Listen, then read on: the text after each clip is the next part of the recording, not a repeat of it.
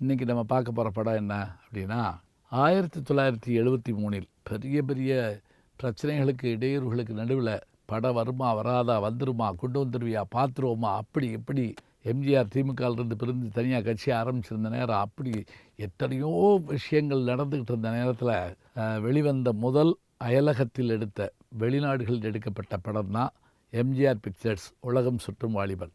மின்னலோட ஆற்றலை அதை ஒரு தடவை மின்னல் அடிக்கிறப்ப எத்தனையோ கிலோவாட் மின்சாரம் கிடைக்குது.